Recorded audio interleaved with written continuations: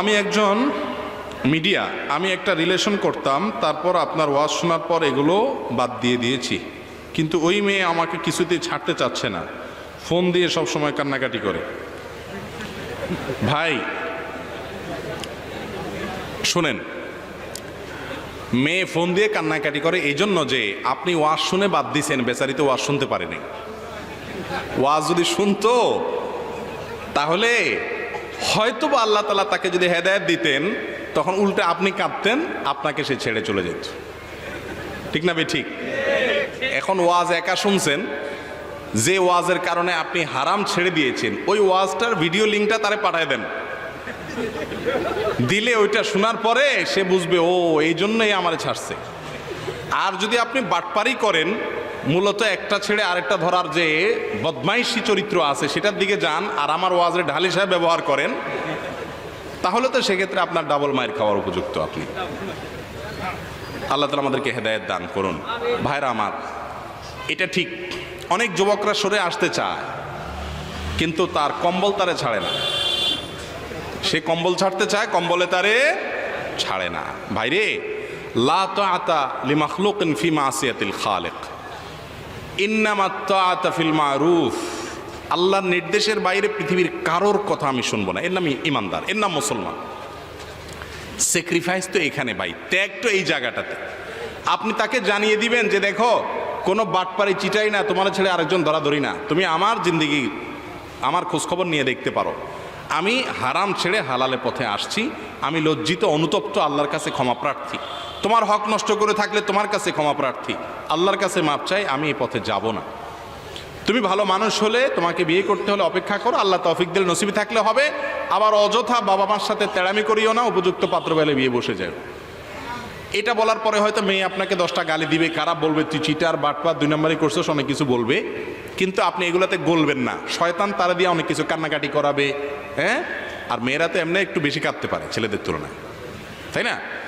তো যেটাই হোক না কেন, কোনো অবস্থাতে আর হারামে ফিরে যাওয়া যাবে।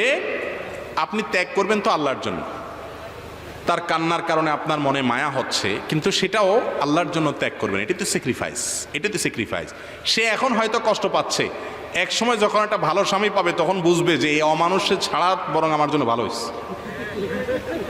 কথা বুঝতে পারছেন?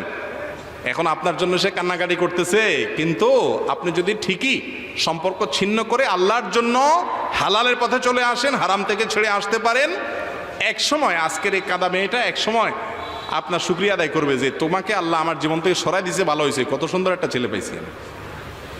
এই বিবাহ বহির্ভূত সম্পর্কটা হলো যৌবনের ভ্রম, বয়সের একটা পাগলামি ছাগলামি। যারা 4-5 ছেলে মেয়ের বাপ হয়ে গেছে তাদের কাছে জিজ্ঞেস করেন, এই সমস্ত প্রেম প্রীতি আপনারা যেগুলো করেন যুবকরা বিবাহের আগে, এগুলো কত নম্বরের শয়তানের ফাইজলামি এবং কত নম্বরের বিভ্রান্তি এবং পুরাটা ধোঁকা। এখানে ভালোবাসা যত উত্তরাণী টুত্রাণী যা দেখেন না, এই উত্তরাণীগুলো 2-4 বছর পর কিচ্ছু থাকে না, বিয়ের পরে তো একদমই থাকে না। কারণ হলো আগে ভাগে অসময়ে সব আবেগ নষ্ট করে ফেলান। যাই হোক, এই জন্য সে কাঁদতেছে, সে কান্নাকাটি করতেছে, অনেক সময় বলবে যে না তোমার ছাড়া বাঁচবো না, আমি গলার দড়ি দেবো, এগুলো সব বেশিরভাগই মিছা কথা। বুঝতে পারছেন? আপনি যেন মিছা কথা বলছেন সারা জীবন তার সাথে, সেও আপনারা 2-4টা বলতেছে। বড় জোর যদি দেখেন না বেশি রিস্ক নিতে হয়ে যাচ্ছে খারাপ, তার বাপ মারা জানায় দেন, কিন্তু নিজেকে আপনি হারাম থেকে দূরে রাখেন। আল্লাহ তাআলা আমাদেরকে তৌফিক দান করুন। মা বাবা বিনা কারণে গালিগালাজ করলে কি করতে হবে? মা বাবার বিষয়টা খুব জটিল ভাই। ওনারা যদি গালিগালাজ করেন, ভুল কাজ করেন, অন্যায় করেন, আপনি সন্তান হিসাবে তাকে বোঝানোর চেষ্টা করবেন, তাকে নসিহত করবেন নরমভাবে। সন্তান হিসেবে বাবা এটা ঠিক না, আল্লাহ নিষেধ করেছেন, তুমি মুসলমান, আমরা মুসলমান, আমাদের জন্য এটা জায়েজ নাই, গালি দিও না। পারলে বুঝাবেন, তাও আবার পরিস্থিতি বুঝা। ও টাইমে আপনি নসিহত করতে গিয়ে থাপ্পড় সপ্পড় খাইয়ে পরে আমার দোষ দিয়েন না। সময় বুঝা, পারলে বাপ শক্কত দেখে বাবার মন মেজাজ ভালো আছে তখন সফটলি পারলে একটু নসিহতটা করে দিয়ে, দূরে থেকে করেন যা থাপ্পড় দিলে দৌড় দিতে পারে। আর যদি কোনো আলেমকে দিয়ে পারেন যে আমার বাপের এই চরিত্রটা আছে, খতিব সাহেবরে বললেন মসজিদে যায়, হুজুর এই জুমায় একটু মুসলমান গালিগালাজ দেয়, বাপ মা ছেলে মেয়েদের গালিগালাজ করে কথা কথা, এগুলোর বিরুদ্ধে একটু আজকে একটু দিয়েন সাইজ করে, তো খতিব সাহেব একটু দিবে ভালো করে, বুঝছেন নি? তো বিভিন্নভাবে আলেম ওলামাদেরকে নসিহত করাবেন, কিন্তু খবরদার আপনার বাপ মা যদি ভুল কাজও করে আপনি সংশোধন করতে গিয়ে শাসন করার, দুর্ব্যবহার করার, ধমক দেওয়ার, বেয়াদবি করার ইখতিয়ার আপনার নাই। আল্লাহ বলেছেন ওয়াইন জাহাদাকা আন তুশরিকা বিল্লাহ, তোমার মা বাপ যদি তোমাকে শিরিক করতে জোর করে, জবরদস্তি করে, অন্যায় করতে বলে, ফালা তুতিউহুমা, তাদের কথা শুনবা না, কারোর কথায় অন্যায় করা যাবে না, বাপ মার কথা বাপ মা যদি অন্যায় করতে বলে করবা না, তবে ওয়াসাহিবহুমা ফিদ দুনিয়া মারুফা, তাদের সাথে দুনিয়াতে সুন্দর আচরণ করতে হবে। তারা তোমাকে খারাপ কাজের কথা বলতেছে, হারাম করতে বলতেছে, যেন ব্যবহার খারাপ করতে পারবে না, তুমি সন্তান হিসাবে সারা জীবন তার সাথে ঠিকই ভালো ব্যবহার করতে হবে। এই জায়গাটা আমাদেরকে ঠিক রাখতে হবে। অনেক ছেলে মেয়ে আছে এখানে সে স্লিপ করে। এরপরে প্রশ্ন, আল্লাহ সুবহানাহু ওয়া তাআলা কোন ব্যক্তিদেরকে দিয়ে জাহান্নাম উদ্বোধন করবেন? ভাই এ সম্পর্কে নবী করিম সাল্লাল্লাহু আলাইহি সাল্লামের বিখ্যাত হাদিস অনেকেরই জানা থাকার কথা। তিনি বলেছেন 3 শ্রেণীর মানুষকে দিয়ে আল্লাহ রাব্বুল আলামিন জাহান্নাম উদ্বোধন করবেন।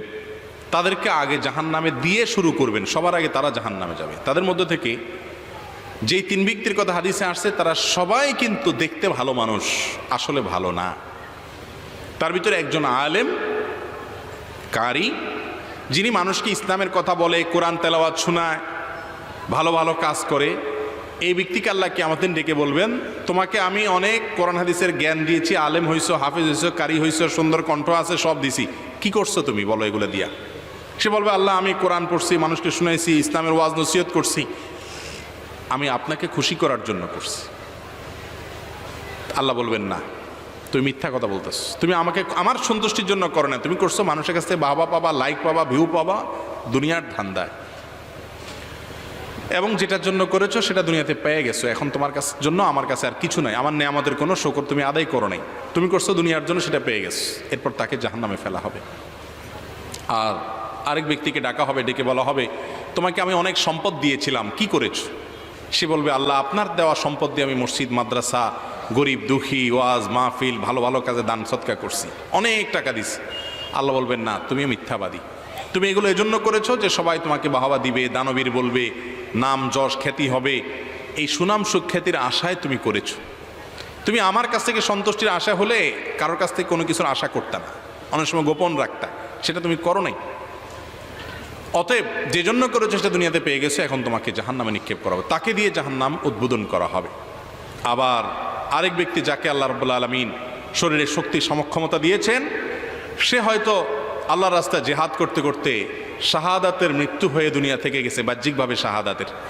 তাকে আল্লাহ ডেকে জিজ্ঞাসা করবেন, তুমি কি করেছো তোমার জীবনকে? সে বলবে, আল্লাহ গোটা জীবনই তো আপনার রাহে দিয়ে দিছি, আমি মৃত্যুর মুখে পতিত হয়ে গেছি, জীবন বাজি রেখেছি, আমি শাহাদাত বরণ করেছি তোমার দিনের জন্য। আল্লাহ বলবেন, না, তুমি লড়াই করেছো বীর সাজার জন্য, যে সবাই তোমাকে বাহাদুর বলবে, বীর বলবে, হ্যাঁ, তুমি যোদ্ধা হবে, সুনাম শক্তির জন্য, সেগুলো দুনিয়াতে হয়ে গেছে।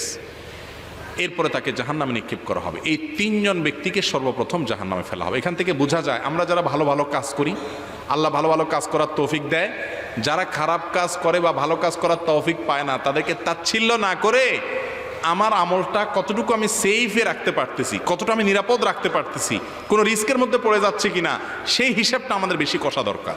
ঠিক না বে ঠিক? অনেক লোক আছে নিজে একটু ভালো হলে আর দুনিয়ার অন্য মানুষকে মানুষ মনে করে না, অহংকার করে। অহংকার করার কোনো কিছু নাই ভাই। আমল করার পর সেটা যেন নষ্ট না হয়। বিশেষ করে এই যুগে তো ফেসবুকের এই যুগে, সোশ্যাল মিডিয়ার এই যুগে ভালো কোনো কাজ করব আর ফেসবুকে সেলফি তুলে ছবি দেবো না, এটা তো হয় না।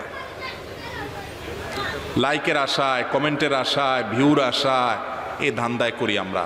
আমি সহ আল্লাহ তাআলা আমাদের সবাইকে এই ভয়াবহ জায়গা থেকে হেফাজত থাকার তৌফিক দান করুন। আমার জন্য দোয়া করবেন, আল্লাহ যেন ওয়াজ নসিহত করতেছি যেন আল্লাহর খুশির জন্য করার তৌফিক দান করেন, যেন ব্যক্তি স্বার্থ, দুনিয়ার ধান্দা যেন না থাকে। আমি ইখলাসের দোয়া চাই, ওলামাদের জন্য, সবার জন্য আপনারা দোয়া করবেন, আপনাদের জন্য দোয়া করি। আল্লাহ তাআলা আমাদের সবাইকে ভয়াবহ ফিতনা থেকে বেঁচে থাকার তৌফিক দান করুন। এরপরে প্রশ্ন হলো, আমাদের সমাজে এটাও প্রচলিত আছে যে স্বামী স্ত্রী সহবাসের পর ফরজ গোসল না করে কোনো কিছু স্পর্শ করা যাবে না, রান্না করাও যাবে না, এ বিষয়ে জানতে চাই। দেখুন, স্বামী স্ত্রী সহবাসের পর গোসল যত দ্রুত সম্ভব করে ফেলতে হবে, দেরি করা যাবে না। বিশেষ করে পরবর্তী ওয়াক্তের নামাজ বা যেই নামাজটা তার এখনো বাকি আছে, সেই নামাজ পড়ার জন্য সময় থাকতে গোসল করে নামাজ পড়তে হবে। যদি কোনো কারণে গোসল দেরি করে, তাহলে সেক্ষেত্রে গোসল করা ছাড়া মহিলারা রান্নাবাড়া করতে পারবে না, কোনো কিছু কুটাকাটি করতে পারবে না, কোনো কিছু স্পর্শ করতে পারবে না, এমন কোনো কথা নেই। এই মাসআলাগুলো বেশিরভাগ মহিলাদের বিরুদ্ধে আমরা ফিট করি, ভুয়া মাসআলা, যে গোসল ফরজ হয়েছে এখন কোনো কিছু করা যাবে না গোসল করা ছাড়া। আরে ভাই, যদি গোসল করা ছাড়া কোনো কিছু করা না যায়, রান্না বাড়া এই জাতীয় কথা বলতেছি আমি, এরকম যদি কিছু করা না যায় তাহলে পুরুষটার বিরুদ্ধে ফতোয়া দেন, কিন্তু পুরুষটার বিরুদ্ধে ফতোয়া দেয় না। ফতোয়া সব কার বিরুদ্ধে হয়? ওই বেচারি মহিলার বিরুদ্ধে। শাশুড়িরা ফতোয়া দেয়, ননদরা ফতোয়া দেয়, জালরা ফতোয়া দেয়, ঠিক না? ঠিক, এগুলো ভুল।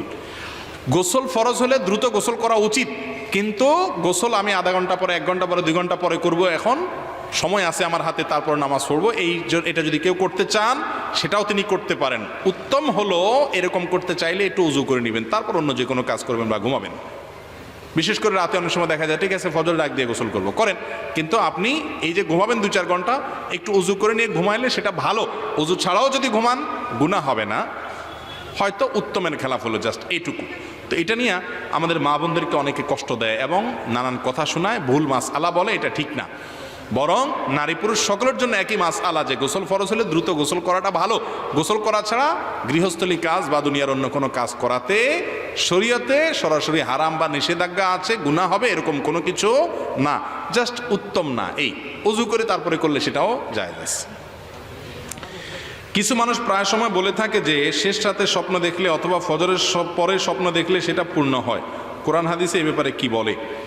স্বপ্ন কোন সময় দেখলে সত্য হয়, কোরআন এবং হাদিস ঘাঁটলে এ সম্পর্কে সুস্পষ্ট কোনো পরিষ্কার কোনো নির্দেশনা পাওয়া যায় না যে এই সময় স্বপ্ন দেখলেই সেটা সত্য হবে। তবে হ্যাঁ, ঘুম কিছুটা পাতলা থাকলে স্বপ্ন এর ব্যাখ্যা বিশেষজ্ঞরা অনেকেই বলেন, লেখেন যে সে সময়ের ঘুমটা, সে সময়ের স্বপ্নটা সত্য হয়, এবং সকালের টাইমটা, এই টাইমটা কিছুটা ফজরের আগের টাইমটা বা সকালের টাইমটা, স্বপ্ন যেটা দেখার পর মানুষের স্পষ্ট মনে থাকে কি দেখছে, এটা সত্য হওয়ার সম্ভাবনা বেশি থাকে। স্বপ্ন 3 প্রকার, একটা হলো সত্য স্বপ্ন, একটা হলো মিথ্যা স্বপ্ন, আরেকটা হলো জল্পনা কল্পনার কারণে যে স্বপ্ন দেখে সেটা।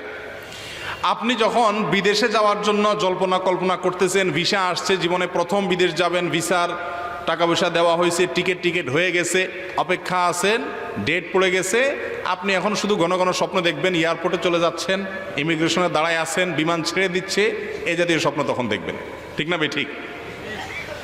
বিয়ে ঠিকঠাক হয়েছে, কথাবার্তা সব পাকাপাকি হয়েছে, এখন শুধু দেখবেন শ্বশুরবাড়ি, শাশুড়ি, ভালো রান্না বাড়া, এগুলা। যেটা মানুষ জল্পনা কল্পনা করে, অনেক সময় শুলে সেটা স্বপ্নে দেখে, এটার কোনো বিশেষ ব্যাখ্যা আপনার থাকে না, বরং এগুলো হলো অনেকটা ওই জল্পনা কল্পনার কারণে ব্যাখ্যাহীন স্বপ্ন।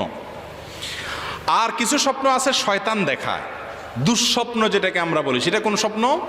যেই স্বপ্নগুলো দেখে মানুষ ভড়কে যায় এবং যেগুলো শয়তান মানুষকে ভীত সন্ত্রস্ত করার জন্য করায়, অর্থহীন স্বপ্ন। যেমন কথার কথা, আপনি দেখছেন যে সিঁড়ির উপর দিয়ে আপনি সাইকেল চালায় যাচ্ছেন, ঘামাইতে ঘামাইতে শেষ, আপনার একজন দৌড়াইতে দৌড়াইতে শেষ, এরপর দেখলেন যে আপনি খাটের নিচে পড়ে গেছে। হ্যাঁ, স্বপ্নে আপনি দেখতেছেন যে তুমুল মারামারির বোর্ডে দেখতেছেন ঘামাই গেছে। এরকম অনেক আজগবি স্বপ্ন অনেক সময় দেখি আমরা, যে স্বপ্নগুলো শয়তান আমাদেরকে অস্থির করে তোলার জন্য দেখায়। গাড়ি চালাচ্ছেন, ব্রেক ফেল হয়ে গেছে, আর দৌড়াচ্ছেন, তো এরকম অনেক সময় হয়, এগুলো শয়তান দেখায়। এগুলোকে অনেকটা হলুম বলা হয়, হলুম।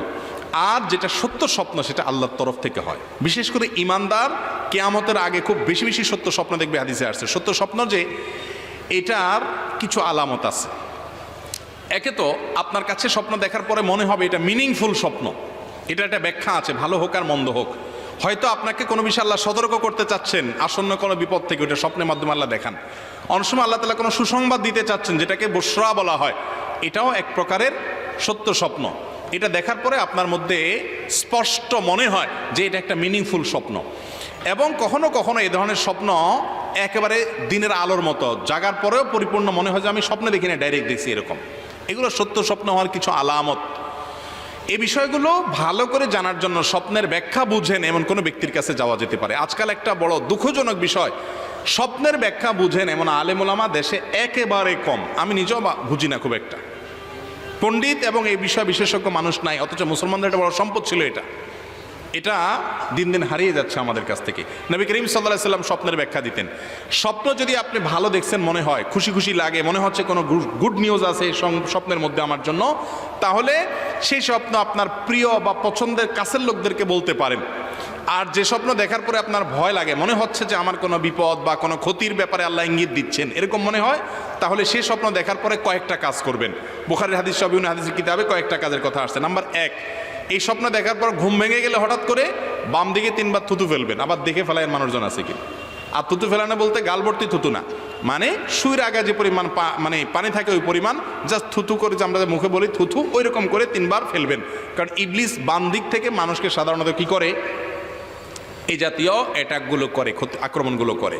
2 নম্বর কাজ হলো আউযু বিল্লাহি মিনাশ শাইতানির রাজিম পড়বেন। আল্লাহ আপনার কাছে দুষ্ট জিন থেকে, দুষ্ট শয়তান থেকে, বিতাড়িত শয়তান থেকে পানা চাই। 3 নম্বর কাজ হলো যদি পারেন ওযু করে 2 রাকাত নামাজ পড়ে ফেলবেন। ইনশাআল্লাহ ওই দুঃস্বপ্ন থেকে আল্লাহ আপনাকে হেফাজত করবেন। যদি ক্ষতিকর কিছু হয়, ক্ষতি থেকে আল্লাহ বাঁচাবেন। নাম্বার 4, দুঃস্বপ্ন দেখলে, খারাপ স্বপ্ন দেখলে, এটা একান্ত স্বপ্নের ব্যাখ্যা বুঝেন এমন কাউকে ছাড়া যাকে তাকে বলে বেড়াবেন না, নিষেধ আছে হাদিসে। যেটা দেখলে মনে হয়েছে যে আপনার কাছে মিনিংটা আমার জন্য সতর্কতামূলক, বাজে স্বপ্ন বা দুঃস্বপ্ন মনে হচ্ছে, খারাপ স্বপ্ন মনে হচ্ছে, তাইলে এ হলো মোটামুটি স্বপ্নের সম্পর্কে সংক্ষিপ্ত বিবরণ। আমরা স্বপ্ন নিয়ে অনেক ধোঁয়াশার মধ্যে থাকি, অনেক সময় এগুলো নিয়ে অনেক বিভ্রান্তিও থাকে, সেজন্য বিস্তারিত বললাম। এরপরে প্রশ্ন হলো, দোকানের চাকরির সুবাদে কাস্টমারকে অনেক সময় মেমোতে বাড়িয়ে বিল লিখতে হয়, এটা কি জায়েজ আছে? অনেক ভাইয়েরা যারা দোকানে সাধারণ কর্মচারী হিসাবে কাজ করেন, এই অপকর্মটা তাদের করতে হয়। সরকারি বেসরকারি প্রতিষ্ঠান থেকে অথবা যে কোনো জায়গা থেকে কাস্টমার আসে, বলে ভাই খালি ভাউচার দেন, কারণ সে 10 টাকার মাল 15 টাকা লিখে বিল করে টাকা তুলবে। অথবা দোকানদারকে খালি দিতে বলা লাগে না, দোকানদার নিজেই লেখা দেয়, বলেন ভাই কত লিখবো, কারণ তার দরকার মাল বেচা। এই কাজগুলো যদি কেউ করেন সেটা সম্পূর্ণ হারাম হবে। সূরা মায়েদার আয়াত নম্বর 2 আল্লাহ বলেছেন, ওয়ালা তাআওয়ানু আলাল ইসমি ওয়াল উদওয়ান, তোমরা পাপের কাজে, গুনাহের কাজে, অন্যায়ের কাজে একে আরেকজনের সহযোগিতা করবা না। আপনি একজন চুরি করবে, দুর্নীতি করবে, অফিস থেকে সে মিথ্যা বিল দিয়ে, ভাউচার দিয়ে টাকা উঠাবে, আপনি সেখানে তার চুরি করার জন্য সহযোগিতা করলেন। কেমন যেন একজন আরেকজনকে খুন করবে, আপনি ছুরিটা আগায় দিলেন, কারণ আপনার মাধ্যমে সেটা করতে পারলো। আপনি সোজা বলবেন, ভাই 10 টাকার মাল কিনছেন, আমি 10 টাকা লিখতে পারবো, এর বেশি লিখতে পারবো না। খালি ভাউচার যদি নেন, সময় ব্যস্ত আছে, আপনি 70টা লিখবেন, মিথ্যা লিখলে আপনি আল্লাহর কাছে দায়ী থাকবেন। আর যদি জানেন খালি ভাউচার নিয়ে সে কাম করবে, তাহলে দিবেন না, লেখা দিবেন। আর এই কাজ করলে যদি আপনার চাকরি না থাকে, সে চাকরি বাদ দিবেন। হালাল এই দুনিয়াতে কঠিন, হারাম অনেক সহজ ভাই, কারণ জান্নাতে যেতে হলে আপনাকে অনেক কঠিন কাজ করতে হবে, স্যাক্রিফাইস করতে হবে।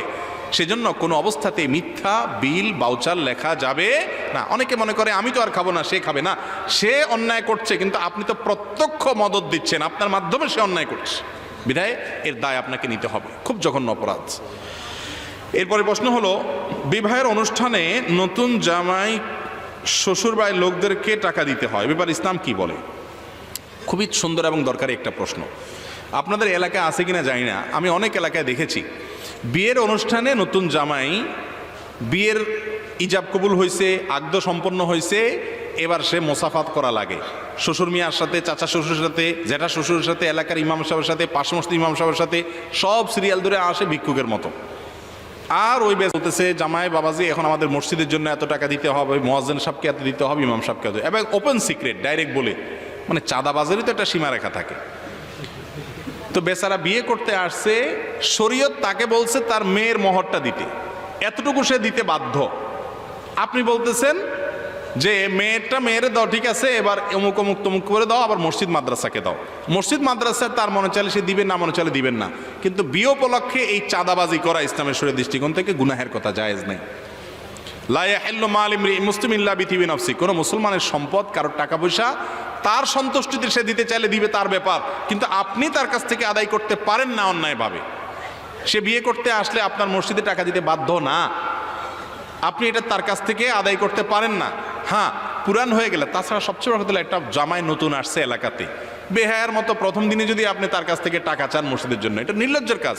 একটু পুরান টুরান হলে তখন বললেন, জামাই বাবাজি আপনি এলাকার মানুষ, এখন মাশাআল্লাহ আমাদের মসজিদের কাজ চলতেছে, আপনি মনে চাইলে কিছু দিয়েন, সেটা আপনি চাইতে পারেন, ভিন্ন কথা। কিন্তু বিয়ের অনুষ্ঠানে পরিবেশ এমনভাবে তৈরি করলেন, বেচারা বাধ্য হইয়া দিল, এটা জায়েজ নাই। আবার এর উল্টাটাও আছে, ওই যে মেয়ে আনলে অথবা জামাই শ্বশুরবাড়িতে গেলে সেখানে আবার বিভিন্ন রকমের চাঁদাবাজি করা হয়, ঠিক না ঠিক? জামাইকে শাশুড়িরা সবাই টাকা দিতে হয়, আত্মীয়রা সবাই টাকা দিতে হয়, আবার ওই শালাশালীরা আপনার গেট দিয়া এটা সেটা করে নানান তামাশা করে এবার দুলাবার কাছ থেকে টাকা আদায় করে। ওটা যদি মজার ছলে হয় দুলাভাইও মনের খুশিতে দেয়, ঠিক আছে, কিন্তু না বান্ডিল দিতে হবে, না হলে গেট ছাড়বো না, এগুলা কোনোটাই জায়েজ না। এগুলা আমাদের সমাজের ত্রুটি। এই ত্রুটিগুলো আমাদেরকে মুক্ত করতে হবে, মুরব্বীদেরকে, যুবকদেরকে, সবাইকে মিলে। আল্লাহ আমাদেরকে তৌফিক দান করুন। এরপরে প্রশ্ন হলো, রাত 12টার পর এশার নামাজ পড়া যাবে কিনা? রাত 12টার পরে এশার নামাজ পড়া যাবে কিনা? উত্তর হলো, এশার নামাজ কত সময় পর্যন্ত পড়া যাবে, কত সময় পড়া যাবে না, এটার সাথে টার কোনো সম্পর্ক নাই। অর্থাৎ ঘন্টা মিনিটের সম্পর্ক প্রত্যক্ষভাবে নাই। ঘন্টা মিনিটের সাথে আপনি পরে যুক্ত করে হিসাব বের করতে পারেন, কিন্তু মূলত হিসাবটা ভিন্ন জায়গায়। সেটা কোথায়? এশার নামাজ রাতের 1/3 সময়ে এর মধ্যে পড়া হলো উত্তম এবং সুন্নাহ। 1/3 মানে 3 ভাগের 1 ভাগ। এই 3 ভাগটা কিভাবে করবেন? সূর্য কয়টায় ডুবছে আজকে, আর ফজরের ওয়াক্ত কখন হবে, ফজরের আজান শবে সাদেক কখন হবে, সারি শেষ সময় হবে কখন, এই দুইটা টাইমকে এক করবেন। যত টাইম হবে তার 3 ভাগের 1 ভাগ পর্যন্ত। সেটা কখনো রাত 9টা হতে পারে, কখনো 9:30 হতে পারে, কারণ সূর্য তো সবসময় একরকম ডুবে না, কখনো 5টায় ডুবে, কখনো 6টা ডুবে, কখনো 5:30টায় ডুবে। তো যেই সিজনে যখন হয় আপনি রাতের 1/3 1/3 মধ্যে এশা পড়বেন, সেটা হলো সুন্নাত। মধ্যরাত পর্যন্ত, রাতের মাঝামাঝির আগ পর্যন্ত এশা পড়তে পারেন, সেটা হলো জায়েজ। অনুত্তম এত দেরি করাটা, কিন্তু জায়েজ, নামাজ হয়ে যাবে।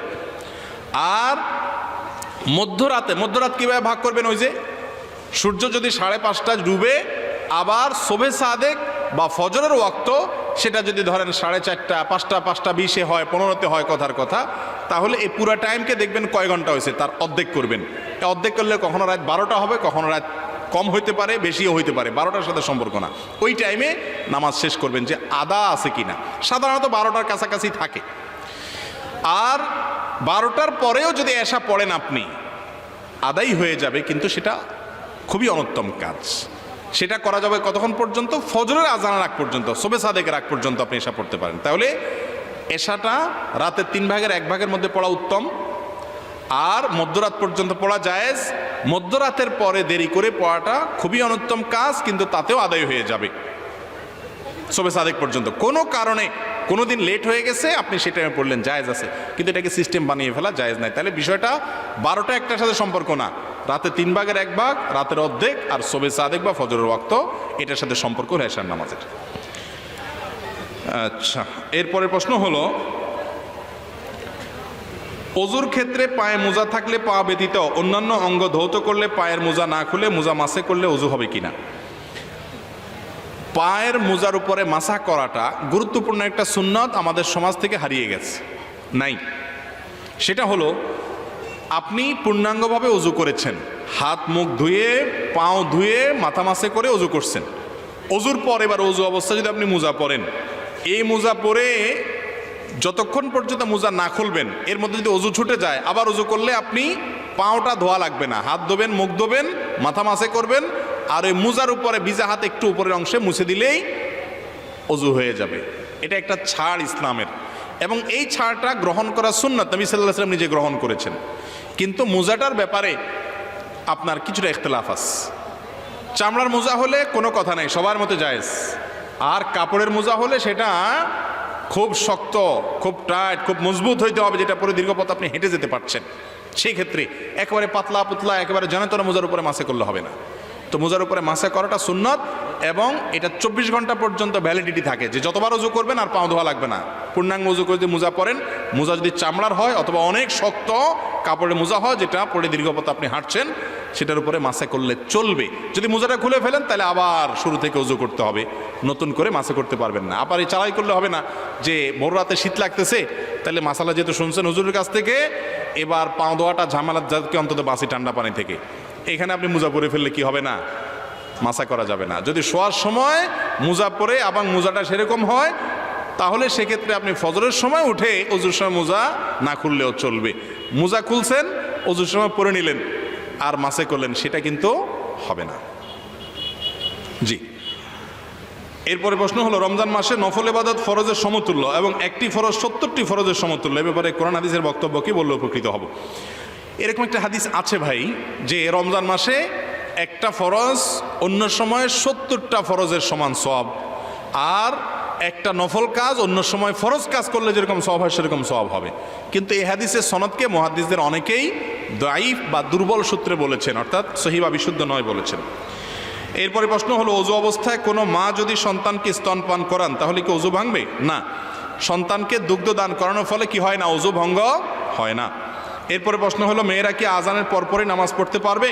উত্তর হলো পারবে। আমাদের দেশে অনেকে মনে করেন, বিশেষ করে মহিলারা মনে করেন বাসায় ততক্ষণ পর্যন্ত নামাজ পড়া যাবে না যতক্ষণ পর্যন্ত মসজিদে নামাজ না হবে। এই জন্য অনেক মহিলারা আছে যা নামাজে বসে থাকেন, অপেক্ষা করেন মসজিদ থেকে পুরুষরা আসলে বা নামাজ শেষ হলে তারপরে তিনি নামাজ পড়েন। এটা ভুল। ওয়াক্ত হয়ে গেলে মহিলারা নামাজ পড়তে পারে, মসজিদের নামাজের সাথে কোনো সম্পর্ক নাই। টাইম হয়েছে কিনা বাস, তাহলে তিনি নামাজ পড়তে পারে। এমনকি মসজিদে আজানও হয় নাই কিন্তু টাইম হয়ে গেছে ক্যালেন্ডার অনুযায়ী, তাহলে তিনি কি করতে পারেন? নামাজ পড়তে পারেন। আর যিনি টাইম টুইম এত বুঝেন না, তিনি মসজিদের আজান অপেক্ষা করলেন, অসুবিধা নাই, আজান পরে পড়ে ফেলতে পারেন। ওয়াক্ত হয়ে গেলে আজানের আগেও পড়ার সুযোগ আছে। এরপরে প্রশ্ন হলো, কোনো স্বামী যদি তার স্ত্রীকে বলে আমাকে ভালো না লাগলে তুমি চলে যেতে পারো এবং তোমাকে আমি ছেড়ে দিব, এতে কি তালাক হয়ে যাবে? এই কথায় তোমাকে আমি ছেড়ে দিব বা ভালো না লাগলে তুমি চলে যাও, এই কথায় তালাক হবে না। তবে এই চলে যাও বললে তাকে কি অর্পিত তালাকের পাওয়ার দেওয়া হলো কি না এবং তিনি তার বিপরীতে কি বললেন, এটার উপরে অনেক কিছু ডিপেন্ড করবে, ভেরি করবে। এই জন্য তালাকের মাসআলা এভাবে না, কোনো দক্ষ আলেমের সঙ্গে সাক্ষাৎ করে কোনো ইন্ডিভিজুয়াল কেস ঘটলে সেই ঘটনা বিস্তারিত বলে তারপর মাসআলা নিতে হবে। এরপরে প্রশ্ন হলো, আজানের সময় নামাজ পড়া যাবে কি না? অনেকে বলে প্রথম আজানের সময় নামাজ পড়া যাবে না। আজানের সময় আজানের জবাব দিবেন। আজানের জবাব দেওয়া একটা সওয়াবের কাজ। মুয়াজ্জিন যা বলে তা বলা। মুয়াজ্জিন আল্লাহু আকবার বলছে, আপনি আল্লাহু আকবার বলেন। মুয়াজ্জিন আশহাদু আল্লা ইলাহা ইল্লাল্লাহ বলছে, আপনি আশহাদু আল্লা ইলাহা ইল্লাল্লাহ বলেন। মুয়াজ্জিন আশহাদু আন্না মুহাম্মাদুর রাসূলুল্লাহ বলছে, আপনি কি বলবেন? সাল্লাল্লাহু আলাইহি সাল্লাম পরে বলবেন। এখানেও আশহাদু আন্না মুহাম্মাদুর রাসূলুল্লাহই বলবেন। মুয়াজ্জিন হাইয়া আলাস সালাহ, হাইয়া আল ফালাহ বলবে, এই দুই সময় শুধুমাত্র আপনি লা হাওলা ওয়ালা কুওয়াতা ইল্লা বিল্লাহ বললেন। আবার মুয়াজ্জিন আল্লাহু আকবার বলবে, আপনি আল্লাহু আকবার বলবেন, লা ইলাহা ইল্লাল্লাহ লা ইলাহা বলবেন। মুয়াজ্জিনের আজানের জবাব দিলে কি লাভ হবে জানেন? বিপুল পরিমাণে সওয়াব হবে। বিভিন্ন হাদিসে আসছে, নবী করিম সাল্লাল্লাহু আলাইহি ওয়াসাল্লাম বলেছেন, মুয়াজ্জিনের আজানের জবাব যদি তুমি দাও, অর্থাৎ মুখে সে যা বলে তুমি যদি সেগুলো বলো, তাহলে সে আজান দিয়ে যে পরিমাণ সওয়াব পাবে তুমি জবাব দিয়ে সে পরিমাণ সওয়াব পাবা। আর মুয়াজ্জিন কি পরিমাণ সওয়াব পায়? নবী করিম সাল্লাল্লাহু আলাইহি ওয়াসাল্লাম বলেছেন, মুয়াজ্জিনের আজান শুনে যত মানুষ নামাজ পড়তে আসে সবার সমপরিমাণ সওয়াব সে পায়। তাহলে আপনি যদি জবাব দেন তাহলে সেই পরিমাণ সওয়াব পাইলে কি পরিমাণ সওয়াবের সুযোগ আপনার তৈরি হচ্ছে। একজন বোন এই মাসআলা শোনার পর, এই ফজিলতের কথা শোনার পর আমাকে বললেন, হুজুর আমি হারাম শরীফের আজান যখন হয় ডাইরেক্ট রেডিওতে, আমি সেটা শুনে ওইটার জবাব দেওয়ার চেষ্টা করি, কারণ হারাম শরীফের মুয়াজ্জিনের আজান শুনে হাজার হাজার লাখ মানুষ নামাজ পড়ে, তাহলে সেখানকার নামাজের সওয়াব যেন আমি পাই। এটা হলো ইমানদারের কাজ, যে বেশি মোর সওয়াব অর্জন করার জন্য চেষ্টা করবে। তাহলে আজানের জবাব দেওয়াটা ভালো কাজ। এই জন্য যখন আজান হবে তখন আপনি নামাজের নিয়ত না করে জবাব দিবেন, জবাব দেওয়া শেষ এরপর নিয়ত করবেন। কোনো কারণে যদি মনে হয় না আমি এত দেরি করতে পারবো না, ব্যস্ততা আছে, তো নামাজ পড়ে ফেলছেন, তাতে কোনো অসুবিধা হবে না। আমাদের বাইরে এক মহিলা সবার সাথে ভালো সাজে, একে অপরের সাথে ঝগড়া লাগানোর চেষ্টা করে, কুবুদ্ধি দেয়, কি করণীয় বলবেন প্লিজ আমাকে। এটা মহিলা না, পুরুষদের মধ্যে রোগ আছে, এটার নাম হলো চগলখোর। এটার নাম কি ভাই? চগলখোর। কুটনামি করে যে, এই কুটনামি করা মানুষের সংখ্যা আমাদের সমাজে বেশি। উপর দিয়া তেল দিবে আপনার কাছে আইসা, ভাই আপনার মতো মানুষ হয় না, এসেই আরে আপনার যার সাথে শত্রুতা আছে তার কথা বদনামি করবে আপনার কাছে, আবার তার কাছে গিয়া একই চরিত্র ধারণ করবে, বলবে আরে সে কি মানুষ নাকি? মানুষ তো আপনি একমাত্র। তো এই টাইপের মানুষকে বলা হয় চগলখোর। জঘন্য একটা চরিত্র এটা আমাদের অনেকের মধ্যে আছে, আল্লাহ মাফ করুন। বরং আপনার কাজ হবে মানুষের কাছে গিয়ে তার প্রশংসা না করে পারলে তার ত্রুটিটা বলেন সুন্দর করে, যাতে সে সংশোধন হতে পারে। সেই হিম্মত না থাকলে অন্তত কুটনামি করবেন না, একজনের সাথে আরেকজন লাগালাই করবেন না। এর বদনামি হের কাছে, হের বদনামি এর কাছে, এর কথা গিয়ে ওর কাছে লাগানো, ওর বদনামি এর কাছে গিয়ে লাগানো। এই চগলখোর জান্নাতে যাবে না। লা ইয়াদখুলুল জান্নাতা নাম্মাম। এই চগলখোরকারী এবং মানুষের কথা লাগালাইকারী জান্নাতে যায় না।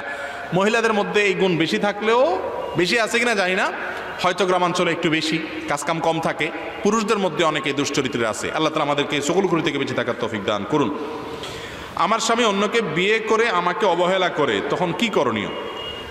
কোনো পুরুষ যদি আরেক বিয়ে করে তার আগের বউকে অবহেলা করে, তাহলে সে গুনাহে লিপ্ত হয়, জঘন্য অপরাধ হয়, বান্দার হক নষ্ট করে। একে কোনো আলেমের কাছে নিয়ে কাউন্সিলিং করানো উচিত, বোঝানো উচিত, অন্যথায় সে গুনাহগার। আমার শ্বশুর বাড়িতে পুকুর থেকে নামাজের অজু করে আসতে হয়, আসার সময় উঠানে পুরুষ মানুষ থাকে, এখন কি করা, অজু থাকবে কিনা? কোনো মহিলা যদি এরকম হয় যে অজু করে আসার পরে কোনো পরপুরুষের সাথে দেখা হয়ে যায়, অজু ভাঙবে না, কিন্তু দেখা হলে তিনি মাথার কাপড় টেনে দিয়ে ঘোমটা দিয়ে পর্দা করার চেষ্টা করবেন, এইটুকু শুধুমাত্র। স্বামী যদি তার স্ত্রীকে স্ত্রীর বাবা মায়ের সাথে খারাপ আচরণ করতে বাধ্য করে, তাহলে ওই স্ত্রীর করণীয় কি না? অনেক অমানুষ স্বামী আছে, বলে না তুমি বাবার বাড়িতে যাবা না, ভাইয়ের সাথে সম্পর্ক রাখবা না, বোনের সাথে সম্পর্ক রাখবা না, এটার কোনো রাইট স্বামীর নেই। আপনি আপনার স্ত্রীকে কোনো অন্যায় কাজ করার কথা বলতে পারেন না। আত্মীয় স্বজনের সম্পর্ক রক্ষা করা ফরজ না সুন্নত? ফরজ। আর আত্মীয় স্বজনের সাথে সম্পর্ক ছিন্ন করাটা কি? হারাম। কোনো স্ত্রী তার স্বামীকে বা কোনো স্বামী তার স্ত্রীকে তার পরিবারের সাথে সম্পর্ক ছিন্ন করতে বললে সেটা অন্যায় কথা, সে অন্যায় কথা শোনা যাবে না। যদি কোনো মা বোন এরকম বিপদে পড়েন যে স্বামী অমানুষ, তার কথা না শুনলে আপনার উপর জুলুম করবে, তাহলে তার সামনে উপর দিয়ে দেখান যে কোনো সম্পর্ক নাই, মিথ্যা বলেন না, তলে তলে আপনি সম্পর্ক রাখার চেষ্টা করবেন।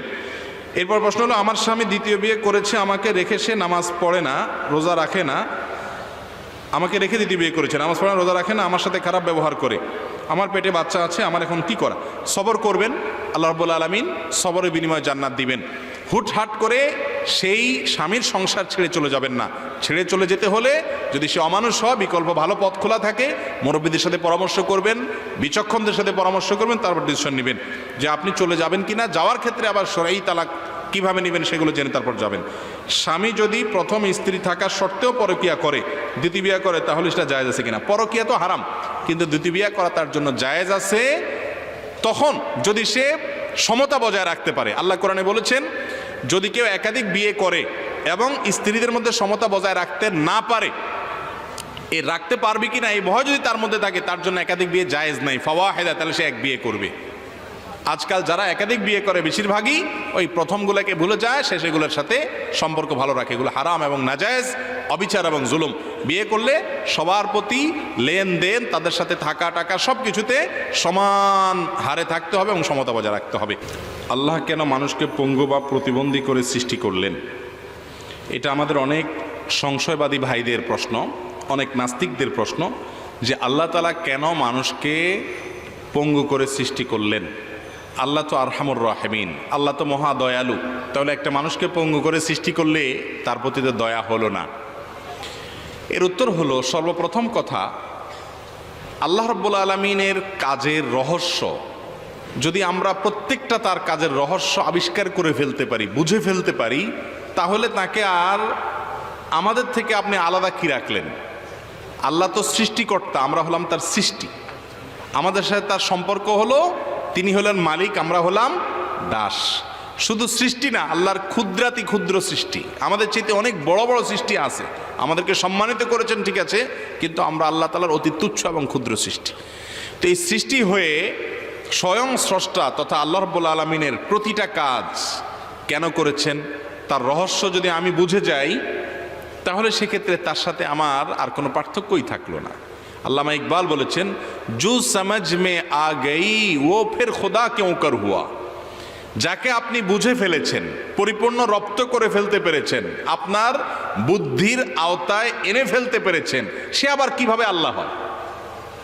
আল্লাহ তো তিনি, যাকে আপনি দেখে, যাকে আপনি বুঝে, যার সমস্ত নির্দেশগুলোর রহস্য আবিষ্কার করে কোনো কুল কিনারা করতে পারবেন না, তিনি না আল্লাহ? ঠিক না বে ঠিক? ভাই, একজন মালিক আর একজন তার অধীনস্থ কাজের লোক। মালিক তার কাজের লোককে অর্ডার করে, এই কাজটা করো, ওই কাজটা করো। সবসময় মালিক কোন কাজটা কি জন্য করতে বলেছেন এটা কিন্তু অধীনস্থ লোকটা বুঝে না, তার বুঝে আসে না। ঠিক না বে ঠিক? এরকম অনেক সময় হয় যে সে হয়তো বলে যে স্যার এটা কেন করবেন, তখন স্যার ধমক দিয়া বলে তোমাকে করতে বলছি করো, তুমি সব কিছু বুঝবা না। কারণ মালিকের মাথায় যত জিনিস থাকে, একজন সাধারণ চাকর বা কর্মচারী, অধীনস্থ মানুষ, কাজের লোক, তার মাথায় তত কিছু থাকে না। অনেক সময় অধীনস্থ লোকটার কাছে মনে হয় এটা একটা অযৌক্তিক কাজ করতেছে স্যার, কিন্তু স্যার জানেন সেটা যৌক্তিক নাকি অযৌক্তিক। ঠিক না ঠিক? তো একজন দুনিয়ার সাধারণ মালিক আর তার অধীনস্থ মানুষের মধ্যে যদি এরকম পার্থক্য হয়, অধীনস্থ যদি সব কিছু মালিকের নির্দেশের রহস্য বুঝতে না পারে, তাহলে আমরা সৃষ্টি হয়ে আল্লাহ তাআলার সব কিছুর রহস্য বুঝে যাব, এটা কোনোদিন সম্ভব না। এই চেষ্টাটা আমরা এজন্য করি যে আমরা মনে করি যে আল্লাহ বোধহয় আমাদেরই মতো। এই জন্য আমাদের যেরকম প্রত্যেকটা কাজের রহস্য আমরা বুঝে ফেলতে পারি, আমরা আশা করি আল্লাহ এটা কেন করেছেন, ওইটা কেন করেন নাই, সেটা মনে আমাকে বুঝে ফেলতে হবে। আপনি কে আল্লাহর নির্দেশের, আল্লাহর নিষেধের রহস্য, আল্লাহর সৃষ্টির রহস্য আপনি উদ্ধার করে ফেলতে পারবেন সব দিক থেকে? আপনি আল্লাহর একটা সাধারণ সৃষ্টি মাত্র, কিভাবে সম্ভব? একটা ছোট বাচ্চা অনেক কিছু করতে চায় কিন্তু মা বাপ করতে দেয় না, আছে না? না, এরকম ছোট বাচ্চারা অনেক কিছু করতে চায় না। মোমবাতি যখন ধরাবেন আগুন জ্বলবে, লাল টুকটুকে আগুন, বাচ্চারা সেগুলো ধরতে চায়, মা বাপরা ধরতে দেয় না, ঠিক না বেঠিক? কেন দেয় না? মা বাপ জানেন এটা ধরলে ওর হাত পুড়ে যাবে, ক্ষতি হবে। ওই বাচ্চা কিন্তু জানে না, 2 বছরের 1.5 বছরের বাচ্চা, সে কিন্তু বুঝে না। সে মনে করে এত সুন্দর লাল টুকটুকে জিনিসটা ধরলে বোধহয় শান্তি আর শান্তি, এই জন্য সে ধরার চেষ্টা করে। মা বাপ যদি বাধা দেয় কান্না শুরু করে দেয়, এবং কান্নার মধ্যে বিদ্রোহের ভাব থাকে। বিদ্রোহের ভাব বুঝেন তো? মানে অভিযোগ, নালিশের সুর থাকে যে আমাকে দিচ্ছে না কেন আমার মা বাপ।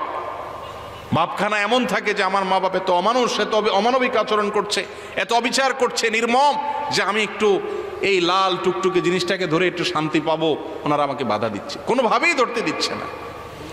তো একটা শিশু, সে তার বাবার সব কাজের রহস্য বুঝতে পারে না। তার বাবা জানে কোনটা তার জন্য কল্যাণের, কোনটা তার জন্য অকল্যাণের। ঠিক তেমনি ভাবে আল্লাহ রাব্বুল আলামিন কোনো বান্দাকে কষ্টে রেখেছেন, কাউকে সুখে রেখেছেন। কোনটার পেছনে কি রহস্য লুকায়িত আছে সব কিছু আমাদের দ্বারা বুঝে যাওয়া সম্ভব না, এটাই হলো বাস্তবতা। আপনি যদি সব কিছুর রহস্য বুঝে যান তাহলে সেই ক্ষেত্রে আপনি তো আল্লাহর যে নলেজ, আলেমুল গায়েব, তিনি সেই রকম নলেজ আপনার হয়ে গেল, এটা কোনোদিনই সম্ভব হবে না।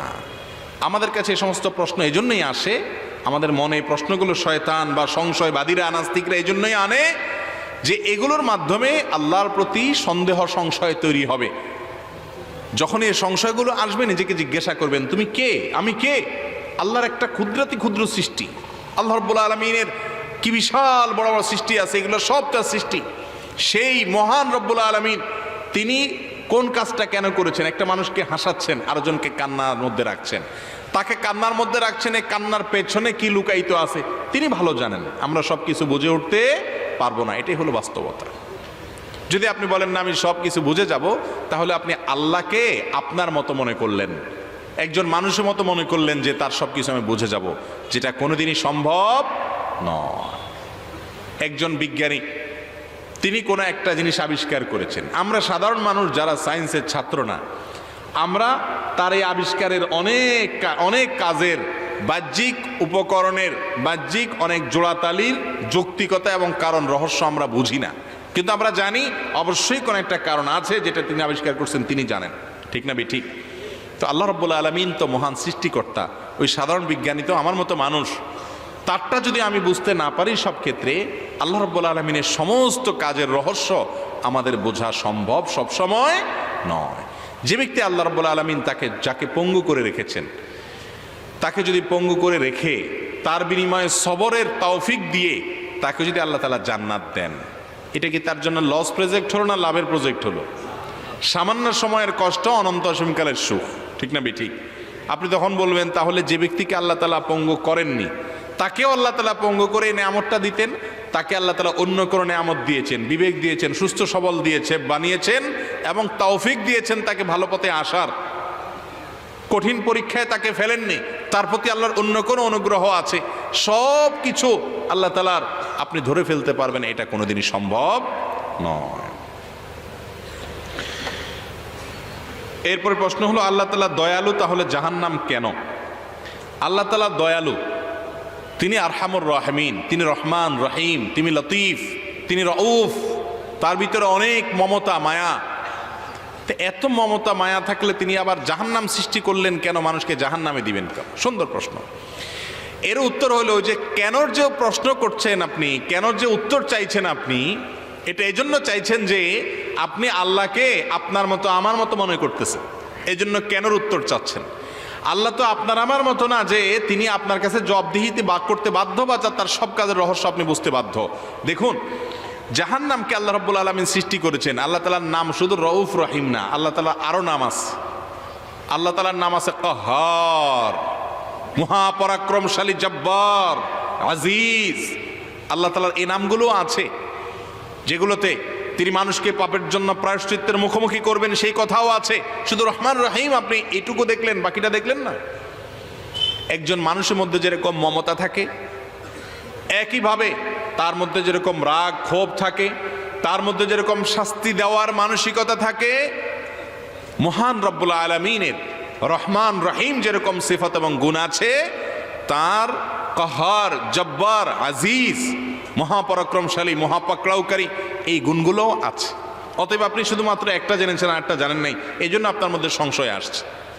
আল্লাহ রাব্বুল আলামিন আমাদেরকে জান্নাত জাহান্নামের পথ দুইটাই বাতলে দিয়েছেন, এরপরও আমরা নিজেরা জাহান্নামের দিকে অগ্রসর হই। আল্লাহ তাআলা আমাদের সবাইকে হেফাজত করুন। এরপরে প্রশ্ন হলো, আসন্না ফাউন্ডেশন কমপ্লেক্সের একজন ডোনার হতে চাই, কি করতে হবে? বিস্তারিত পরিকল্পনা একটু বলুন। আসন্না ফাউন্ডেশন কমপ্লেক্স গড়ে তোলার যে পরিকল্পনার কথা আমরা বিভিন্ন সময় জানিয়েছি, এর মাধ্যমে আমাদের উদ্দেশ্য হলো মূলত একটা জীবন্ত মসজিদ তৈরি করা। বহু ভালো মসজিদ, আদর্শ মসজিদ এদেশে আছে, সারা দুনিয়াতে আছে।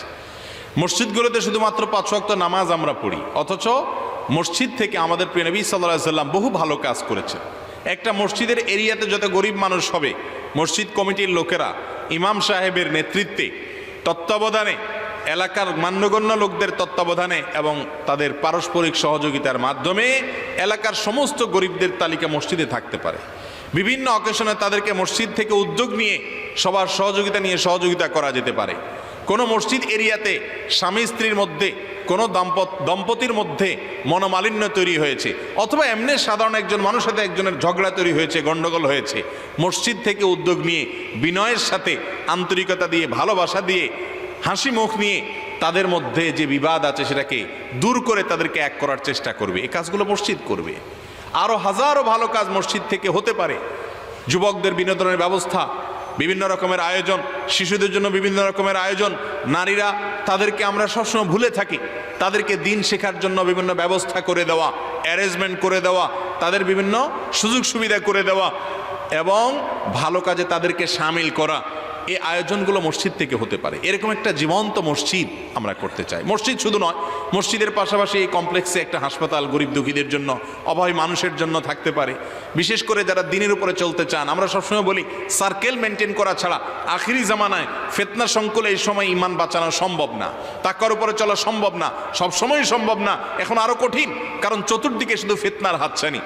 এই সময়টাতে ইমানের উপরে চলার জন্য যে সার্কেল দরকার, দিনদারদের সাথে সম্পর্ক এবং রিলেশন দরকার, কানেকশন দরকার, কোঅপারেশন দরকার, পারস্পরিক একটা সংযোগ থাকা দরকার। এটা কিভাবে হবে? আপনি নিজে ভালো, আপনার পাশে ফ্ল্যাটের মানুষ হারামে লিপ্ত, সেখান থেকে মিউজিকের আওয়াজ আসছে আপনার বাচ্চার কানে, সে এমনি খারাপ হচ্ছে।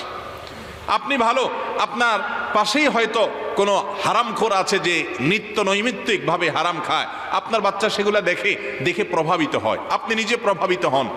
চাইলেও আমরা ভালো হতে পারছি না। এর জন্য দরকার পরিবেশ। আমরা চাই আসন্না ফাউন্ডেশন কমপ্লেক্সে আল্লাহ যদি তৌফিক দেন, এমন একটা পরিবেশ গড়ে তোলার যেখানে মানুষ জুমার দিন সারাদিনের জন্য আসবে। বিভিন্ন জায়গা থেকে, ঢাকার বিভিন্ন জায়গা থেকে গাড়ি দিয়ে মানুষকে আনা নেয়া করা হবে। সেখানে সারাদিন থাকবেন, জুমা পড়বেন, আলোচনা শুনবেন, প্রশ্নোত্তর করবেন, দিনী বিষয় জিজ্ঞাসা করবেন এবং তারা দিনের অপর অংশে সেখানকারই সুন্দর এবং সুস্থ বিনোদনের স্পটগুলোতে একটু সময় কাটাবেন। এর মাধ্যমে একটা ফ্যামিলির সাথে অন্য ফ্যামিলির বন্ডিং গড়ে উঠবে, সম্পর্ক গড়ে উঠবে, পরিচয় হবে, কথার আদান প্রদান হবে, ভাব বিনিময় হবে, মত বিনিময় হবে। শিশুরা আরেকটা ভালো শিশু দেখবে, দিনদার শিশু দেখবে, যে শিশুর ভিতরে কোরআনের চেতনা আছে, যার ভিতরে নবী করিম সাল্লাল্লাহু আলাইহি সাল্লামের আদর্শ মানার গুরুত্ব, এর শিক্ষা তার ভিতরে আছে। এরকম শিশুদেরকে অন্য শিশুরা দেখবে, তাদের মতো হওয়ার চেষ্টা করবে, ভালো কিছু শিখবে। একটা ভালো সার্কেল দেওয়া, সোসাইটি দেওয়া। আজকাল তারা দিনের পথে চলতে চান, বিনোদনের জন্য কোথাও যাওয়ার সুযোগ নেই, গান বাজনা, হারামের যে ছড়াছড়ি, সেখানে নিজেকে বাঁচাতে পারেন না, সন্তানদেরকে নিয়ে যাওয়ার মতো পরিবেশ নেই। এরকম আরও বহুবিধ কর্মকাণ্ড দরকার। আধুনিক মানের একটা দ্বীনি শিক্ষা প্রতিষ্ঠান দরকার, যেখানে এ যুগের সমস্ত চ্যালেঞ্জ মোকাবেলা করার মতো স্কলার এবং আলেম তৈরি করা হবে। আর এছাড়া সারা দেশে বিভিন্ন সেবামূলক যে কার্যক্রম আসুন্নাহ ফাউন্ডেশনের আছে, এই সবগুলোর কেন্দ্র হিসাবেও আসুন্নাহ ফাউন্ডেশন কমপ্লেক্স বা আসুন্নাহ ফাউন্ডেশন ইসলামিক সেন্টার, এটা থেকে মৌলিকভাবে আমরা গড়ে তুলতে চাই। অনেক বড় কাজ, অনেক বেশি প্রয়োজন, আল্লাহর খাজানায় কোনো অভাব নাই। আপনারা দোয়া করবেন আল্লাহ রাব্বুল আলামিন আমাদের সবার সমস্ত নেক স্বপ্নগুলো যেন আমরা পূরণ করে যেতে পারি, তৌফিক আল্লাহ তাআলা আমাদেরকে দান করুন। এরপরে প্রশ্ন হলো, আমার কয়েকজন বন্ধু আছে তারা প্রায় সময় মানব সেবা করে কিন্তু তারা নামাজ পড়ে না, তাদের সেবা আল্লাহ তাআলা গ্রহণ করবেন কি না? ভাইরা আমার, আল্লাহ তাআলার কাছে আপনি যে কোনো আমলের বিনিময় পেতে হলে সর্বপ্রথম শর্ত হলো আপনার মধ্যে ঈমান থাকতে হবে। কি থাকতে হবে ভাই? ঈমান থাকতে হবে। ঈমান থাকার পর যে কোনো ভালো কাজ যদি আপনি ইখলাসের সাথে করেন, ইখলাস মানে কি? শুধু আল্লাহর কাছ থেকে বিনিময়ের আশা করেন, অন্য কোনো ধান্দা না থাকে, এবং সেই কাজটা যদি আপনি সুন্নত অনুসরণ করে করেন, নবী করিম সাল্লাল্লাহু আলাইহি সাল্লামের হাদিস এবং সুন্নাহর আলোকে করেন, এই তিনটা শর্ত থাকলে আপনার যে কোনো আমল আল্লাহ কি করবেন? কবুল করবেন। এখন একজন ব্যক্তি সে ঈমানদার, হয়তো নামাজের ত্রুটি গাফিলতি আছে, সে দেশে যদি সেবামূলক কাজ করে, মানব সেবা করে, মানুষের উপকার করে, ত্রাণ দিয়ে বেড়ায় এবং অভয় মানুষের পাশে দাঁড়ায়, অসুস্থ ব্যক্তির শুশ্রূষা করে, তাকে সেবা দেয়, চিকিৎসা দেওয়ার চেষ্টা করে, হেল্প করে, সহযোগিতা করে, তাহলে তার এই ভালো কাজগুলোর বিনিময়ে আল্লাহর কাছে সে পাবেন ওই যে তিন শর্ত যদি থাকে, ঈমান যদি থাকে, আল্লাহর কাছ থেকে বিনিময়ের আশা যদি থাকে, এবং আল্লাহ নবী সাল্লাল্লাহু আলাইহি ওয়াসাল্লাম পদ্ধতির বাইরে গিয়ে যদি না করে, হারামে যদি লিপ্ত না হয়, সুন্নাহকে অনুসরণ করে, আল্লাহ কবুল করবেন। কিন্তু কথা হলো, নামাজই যদি না পড়েন আর শুধু সেবার কাজ করেন, তাহলে ব্যাপারটা কিরকম হলো আমি বলি। আপনার কাছে লবণ আছে, আপনার কাছে পানি আছে, আপনার কাছে হলুদ মরিচ আছে, আপনি এগুলা সবগুলা গোলাইলে তরকারির মতো কিছুটা হতে পারে, কিন্তু মূলত তরকারি হবে না যদি সবজি না থাকে। হবে? পাতিলে সবজি নাই, আলুও নাই, সিমও নাই, লাউ নাই, কোনো প্রকার সবজি নাই, কিন্তু আপনার কাছে সব রকমের মশলা আছে। মনে করেন আপনার কাছে পেঁয়াজ আছে, মরিচ আছে, রসুন আছে, আদা আছে, হলুদ মরিচ আছে, লবণ পানি আছে, তেলও আছে, সব কিছু আছে, আপনি পাতিলে সব দিয়ে নাড়লেন, কিছু একটা হবে এটা, কিন্তু তরকারি হবে না। ঠিক না ঠিক? কারণ আসলটাই নেই। আর আপনার কাছে যদি শুধু তরকারিটা থাকে, তাহলে সেক্ষেত্রে তেল নাই, মরিচ নাই, কোনো দিক থেকে ত্রুটিপূর্ণ তরকারি হবে। হয়তো একজন মানুষ নামাজ পড়ে কিন্তু মানুষ উপকার করে না, ভালো কাজ করে না, তাহলে তার সবজিটা তার কাছে আছে কিন্তু লবণ নেই, মরিচ নেই, তরকারি হবে, এটা জাতের তরকারি নাই কিন্তু তরকারি হবে। আরেকজনের নামাজই নেই, ইসলামের সবচেয়ে গুরুত্বপূর্ণ বিষয়, আল্লাহ সবচেয়ে বড় নির্দেশ ঈমানের পরে, সেইটাই যদি না থাকে, তাহলে বেচারার কাছে সবজিই নেই, শুধু ওই কি আছে, মশলাপাতি আছে। এই মশলাপাতি দিয়া সে কিছু একটা তৈরি করতে পারবে, ঠিক আছে, কিন্তু এইটা দিয়া তার তরকারি খাওয়ার স্বাদ পূরণ হবে না। কথা কি বুঝাতে পারছি? আল্লাহর কাছে কিয়ামতের দিন জান্নাত চাইবেন, আল্লাহ সন্তুষ্টি চাইবেন, অথচ মেইনটাই নিয়ে যাবেন না, তো কি লাভ হবে? আল্লাহ যদি বলেন ঠিক আছে সেবা করছো, তার জন্য এই যে তোমার সওয়াব নিয়ে যাও, লবণ মরিচ এটা সেটা নিয়ে যাও, কিন্তু আসলটা পাবা না, তাই কোন লাভ আছে? এগুলার কোনো লাভ নাই। এই জন্য সেবামূলক যারা কাজ করছেন, যেটুকু করছেন ভালো কাজ জন্য তাদেরকে অ্যাপ্রিসিয়েট করতে হবে, উৎসাহ দিতে হবে। ভালো কাজ করছেন, ভালো কথা, কিন্তু এর চাইতে গুরুত্বপূর্ণ কাজ নামাজ। এখন আপনি নামাজ যে ভালো কাজ, এটা আপনি আজকের সমাজে মানুষকে বোঝাতে পারবেন না যে নামাজের মধ্যে কি ভালো আছে। মানুষের সেবা করলে ভালো, এটা তো আমরা বুঝি। এটাই হলো আখিরি জামানার ফিতনাগুলোর মধ্যে থেকে অন্যতম। শয়তান আমাদের কাছে যেই যুক্তিগুলো দেয় সেগুলো যুক্তি হিসাবে আসে। আমার আল্লাহ যিনি ভালো এবং মন্দের পুরস্কার এবং তিরস্কার করবেন, ভালোর বিনিময় দিবেন, মন্দের জন্য শাস্তি দিবেন, তিনি যেটাকে সবচেয়ে ভালো বলেছেন তার চেয়ে ভালো কিছু হতে পারে না, আমার বুঝে আসুক আর না আসুক, এর নাম ঈমান। এর নাম কি রে ভাই? ঈমান। অতএব সেই নামাজটাই যদি না থাকে, তাহলে সেক্ষেত্রে কেমন যেন মূলটা নাই, কিন্তু সাইড অনেক কিছু তার কাছে আছে। হ্যাঁ, যেটুকু আছে সেবামূলক কাজ করেন, সেটাকে অবশ্যই স্বীকৃতি দিতে হবে। আল্লাহ তাআলা আমাদের সবাইকে শুধুমাত্র এই সেবামূলক কাজ নয়, অনেক ভাইরা আছেন, অনেক ভালো গুণ আছে, কিন্তু নামাজটাই পড়েন। আবার অনেক লোক আছে নামাজ পড়ে কিন্তু মানুষের উপকার করে না, স্বার্থপর, নিজেরটা ছাড়া কিচ্ছু বুঝে না, এরকম মানুষও আছে না নেই? এই দ্বিতীয় টাইপের মুসলমানও, সেও ভালো মুসলমান না। আর প্রথম যে নামাজই পড়ে না, তার তো মাসাই নাই, তার আর বুধবার কি? মাসা নাই, তার আর বুধবার কি? এটা বুঝেন তো? এটা একটা প্রবাদ আর কি বাংলা, যে মাসা থাকলে তার বুধবার হইলে সেটা তার কাজে আসে, বুধবারে বাজার বসে বা কিছু। মাসাই নাই, তার আর বুধবার কি আর সোমবারই বাকি। ব্যাপারটা সেরকম। আল্লাহ তাআলা আমাদেরকে কোরআন এবং হাদিসের উপরে সম্পূর্ণরূপে চলা, পূর্ণাঙ্গভাবে ইসলামে দাখিল হওয়ার তৌফিক দান করুন। এক একজন এক একটা ধরে বসে আছে। একজন নামাজ পড়ে কিন্তু মানুষের আইল ঠেলে, আরেকজন আইল ঠেলে না, মানুষটা ভালো কিন্তু নামাজ পড়ে না। এই দুইজনের একজনও পরিপূর্ণ ভালো না। যে ব্যক্তি নামাজও পড়ে, মানুষের ক্ষতিও করে না, কারোর হক নষ্ট করে না, দুইটাই তার মধ্যে আছে, এ হলো পূর্ণাঙ্গ ভালো, আসল তরকারিওয়ালা। আল্লাহ তাআলা আমাদেরকে পূর্ণাঙ্গ ভালো হওয়ার তৌফিক দান করুন। এরপরে প্রশ্ন হলো, ব্যানার লাগানোর জন্য গাছের গায়ে তার কাটা লাগানো যাবে কিনা? অনেক গাছে দেখা যায় বিভিন্ন সাইনবোর্ড লাগাই আমরা। অনেক সময় দেখা যায় অনেক ভালো ভালো কথা, সুবহান আল্লাহ, আল্লাহকে জিকির করুন, আল্লাহর স্মরণ করুন, আস্তাগফিরুল্লাহ, আল্লাহু আকবার, এগুলো লিখে বিভিন্ন গাছের সাথে পেরেক মেরে লাগাই দেওয়া হয়। আছে না এরকম? এই কাজটা মৌলিকভাবে করা যাবে কিনা? প্রথম কথা হলো, যিনি এটা করছেন তিনি যদি নিজের গাছে করেন, নিজের গাছে নিজে করছেন, তো এটা তার জন্য জায়েজ। এটা কোরআন হাদিসে কোথাও তার জন্য নিষিদ্ধ কিছু না। তার গাছ, তার কাটারও অধিকার আছে, যেহেতু তার মালিকানাধীন বস্তু। কিন্তু সেক্ষেত্রেও আমরা যেহেতু জানি যে তার কাটা লাগানো গাছের জন্য ক্ষতিকর, আমি গাছটা এখন কাটতে চাচ্ছি না, তাহলে ক্ষতি কেন করব? এই গাছ থেকে আমি অক্সিজেন পাবো। নবী করিম সাল্লাল্লাহু আলাইহি সাল্লাম বিভিন্ন হাদিসে বিনা প্রয়োজনে গাছ কাটার ব্যাপারে নিরুৎসাহিত করেছেন, সতর্ক করেছেন আমাদেরকে। এবং আরব দেশে বড়ই গাছ জাতীয় কাঁটাদার গাছ বেশি থাকতো। এই গাছ কাটার সম্পর্কে বলেছেন তিনি, যদি কেউ কাটে কিয়ামতের দিন তার মাথায় আগুন ঢালা হবে জাহান্নামের। মুহাদ্দিসিন ইকরাম অনেকের ব্যাখ্যায় বলেছেন, মানে প্রয়োজন ছাড়া যেমনি সেমনি গাছ রাখলো। হ্যাঁ, প্রয়োজন থাকলে আপনি 100 বার কাটতে পারেন। তো এই গাছের গায়ে আপনি যদি কোনো সাইনবোর্ড লাগাতে চান, একটা রশি দিয়ে বেঁধে দিতে পারেন, অন্য কোনো একটা তার দিয়ে মোড়ায়া পেঁচায়া বেঁধে দিতে পারেন। কিন্তু আপনি তার কাটা মারলে, যত বেশি তার কাটা মারবেন, একটা মারেন আর বেশি মারেন, এটা গাছের জন্য ক্ষতিকর। আর গাছের জন্য ক্ষতিকর হলে, গাছের প্রাণের জন্য ক্ষতিকর হলে আপনার অক্সিজেনের অভাব হবে।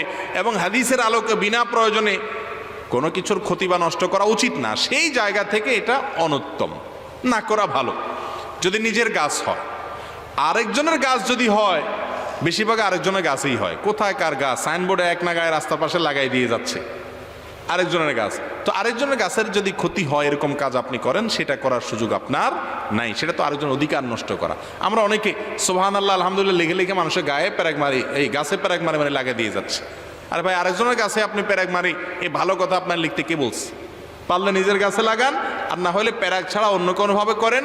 এক কথায় অন্যের যাতে ক্ষতি না হয়, তার জন্য কোনো অধিকার নষ্ট না হয়, সেদিকটা খেয়াল রাখতে। মুসলমান প্রতিটা সূক্ষ্ম ছোট বড় বিষয়ে সাবধান থাকবে যে আমার দ্বারা কারো কোনো ক্ষতি হচ্ছে কিনা, কিয়ামতের দিন কোনো জবাবদিহি করা লাগে কিনা, এই চিন্তা করে প্রত্যেকটা কাজ করবে। এর নাম মুসলমান। আল্লাহ তাআলা আমাদেরকে খাঁটি মুসলমান হওয়ার তৌফিক দান করুন। এরপরে প্রশ্ন হলো, বিধবা ভাতা, বয়স্ক ভাতা, প্রতিবন্ধী ভাতা, এগুলো জায়েজ আছে কিনা? বিধবা ভাতা, বয়স্ক ভাতা বা প্রতিবন্ধী ভাতা সরকার তরফ থেকে যদি দেয়া হয়, তাহলে সেক্ষেত্রে এগুলো নেওয়া জায়েজ আছে কিনা? এর উত্তর হলো, সরকার যদি দেশের কোনো নাগরিক পিছিয়ে পড়েছে অথবা তার বিশেষ কোনো অবদান আছে, সেজন্য কোনো রাষ্ট্রীয় কোষাগার থেকে ভাতা দেয়, কোনো প্রকার পয়সা কড়ি মান্থলি দেয় বা ইয়ারলি দেয়, তো সেটা গ্রহণ করাতে মৌলিকভাবে কোনো অসুবিধা নেই। আপনাকে রাষ্ট্রীয় কোষাগার থেকে সহযোগিতা দেওয়া হলো, আপনি বয়স্ক হয়ে গেছেন, এখন চলতে ফিরতে পারেন না, আপনি বিধবা হয়ে গেছেন, আপনার অসুবিধা হয় সংসার চালাতে, আপনাকে সহযোগিতা দেওয়া হচ্ছে। এটা তো আর জাকাতের টাকা থেকে দিচ্ছে না, অতএব এটা আপনার জন্য নেওয়া জায়েজ আছে। কিন্তু এটা নেয়ার জন্য যদি সুনির্দিষ্ট কোনো শর্ত থাকে, আমি জানি না কোনো শর্ত আছে কিনা, মেম্বার সাহেবরা ভালো বলতে পারবেন। যদি শর্ত থাকে যে বয়স্ক ভাতা পেতে হলে কি কি শর্ত লাগবে, বিধবা পেতে হলে কি কি শর্ত লাগবে, সেই শর্তগুলো যদি না থাকে, এরপরও আপনি মিথ্যা যদি শর্তগুলো আছে লেখা আদায় করেন, তাহলে আপনার জন্য গুনাহ হবে, এটা আপনার জন্য জায়েজ হবে না। কথা কি বুঝাতে পারছি? যে শর্তগুলো আছে সেগুলো থাকতে হবে, থাকলে আপনি খেতে পারেন, কোনো অসুবিধা নেই। আপনি সেটা খাওয়ার ক্ষেত্রে কোনো হেজিটেশন করার দরকার নাই, কারণ এটা উপহারের মতো, উপঢৌকন, এটা জাকাতের জিনিস না যে আমার হয়তো এটা না হলেও চলে, আমার জন্য নেওয়া জায়েজ আছে কিনা। আপনি নিতে পারেন, তবে যদি কোনো শর্ত থাকে সেই শর্তগুলো পূরণ করে আপনাকে নিতে হবে। আপনি যদি মিথ্যা লেখেন, শর্ত নাই তাও লিখছেন শর্ত আছে, তাহলে এই 2 নম্বরই করে। অনেক সময় দেখা যায় না যে বিধবা ভাতা খাচ্ছে অথচ স্বামী বেঁচে আছে না নেই? অনেক মেম্বার সাহেবের বউ ভাতা খাইতেছে, মেম্বার সাহেব বেঁচে আছে, পত্রিকা বিভিন্ন সময় লেখা আছে না নাই? তো শুধু মেম্বার সাহেবের কথা না, মেম্বার সাহেব হোক আর ভোটার সাহেব হোক, সব সাহেবরাই বেশিরভাগ ক্ষেত্রেই 2 নম্বরই করার চান্স পেলে আমরা আগায় যাই। ওই যে আল্লাহর ভয় নাই, ইমান দুর্বল, হারামকে না করার মতো ইমানের শক্তি নেই। তো এই জন্য এগুলা জায়েজ নাই। এমনিতে যদি বিধবা ভাতা দেওয়া হয়, বা বয়স্ক ভাতা দেওয়া হয়, সেটা নেয়াতে কোনো অসুবিধা নাই। মাহফিলের ময়দানে বসলে কি প্রতি নিঃশ্বাসে 10 নেকি পাওয়া যাবে, এটা কি সঠিক? এটা অনেক এলাকাতে প্রচলিত আছে এবং অনেক জায়গায় প্রশ্ন দেখেছি আমি যে মাহফিলে বসলে প্রতি নিঃশ্বাসে 10 নেকি করে পাওয়া যায়। এটা আমার মনে হয় কোনো মাহফিল আলারা মানুষ বেশি যেন হয় সেজন্য হাদিস বানাইছে আর কি। কারণ কোনো কোরআন হাদিসে এরকম কোনো কথা আছে বলে আমার জানা নেই যে মাহফিলে বসলে প্রতি নিঃশ্বাসে 10 নেকি করে আছে। হয়তো কোনো মাহফিল আলারা মানুষজন কম হবে এই ভয়ে জাল হাদিস ছড়াই দিস, এটা জাল হাদিস। কোনো হাদিসে এরকম কোনো কথা বলা হয় না। হ্যাঁ, এটা ঠিক, মাহফিলে আমরা আসব জানার জন্য, বুঝার জন্য। নেকিটা হবে সেটা আমাদের এখানে মুখ্য নয়। মুখ্য হবে কি? ইসলাম সম্পর্কে জানবো, জেনে আমল করবো। এই যে আজকে এখানে আসলেন, এত কষ্ট করে আয়োজকরা আয়োজন করছেন, যারা পয়সা কড়ি দিয়ে, বুদ্ধি দিয়ে, সময় দিয়ে, শ্রম দিয়ে এত সুন্দর একটা আয়োজন করেছেন। উদ্দেশ্য কি? আমরা যেন ইসলাম সম্পর্কে নতুন কিছু জেনে বুঝে আগের কোনো ভুল থাকলে সেটা সংশোধন করে যেতে পারি। আমি আজকে মাহফিল শুনে গেলাম, কাল থেকে আমার মধ্যে পরিবর্তন আসতে হবে। আমি আগে একটা জিনিস জানতাম, এখন সঠিকটা জানি। আমি আগে একটা ভুল কাজ করতাম, এখন আর সেটা করি না। আমি এখন থেকে নিজেকে পরিবর্তন করার চেষ্টা করি। এটা যদি আপনি করতে পারেন তাহলে মাহফিলের আয়োজন সার্থক, আমার আশাও সার্থক, ওনাদের আয়োজন করাও সার্থক, ডোনারদের ডোনেশন দেওয়ার সার্থক, আপনারা কষ্ট করে এসে বসেছেন, সময় দিয়েছেন, এটাও সার্থক। এখানে নিঃশ্বাসে নিঃশ্বাসে সওয়াবের কাউন্ট হিসাব না করে বরং আপনি কি শিখছেন, কি নিয়ে যাচ্ছেন সেটা হিসাব করেন। কথা কি বুঝাতে পারছি? এখন মুসলমানরা আমরা অনেক ক্ষেত্রে শুধুমাত্র সওয়াব, ওই যে দুনিয়া পয়সা কামাইতে কামাইতে শুধু পয়সার অ্যামাউন্ট ছাড়া কিছু বুঝি না। এই জন্য আখিরাতের ক্ষেত্রে সওয়াব কত হলো, সওয়াব তো আপনি দেখবেন। আল্লাহ তাআলা সওয়াবের ঘোষণা দিয়েছেন কেন? সওয়াব মানে আখিরাতের কারেন্সি। দুনিয়াতে যেরকম পয়সা চলে, আখিরাতে কি চলবে? সওয়াব মানে বিনিময়। সেই বিনিময় আপনি আশা করেন, কিন্তু কোনো কোনো ক্ষেত্রে বিনিময়ের পাশাপাশি সেখান থেকে আপনার কিছু বোঝার, শেখার, নেওয়ার, গ্রহণ করার আছে, সেটা নিতে হবে। বরং কোনো কোনো ক্ষেত্রে সেটা বড়।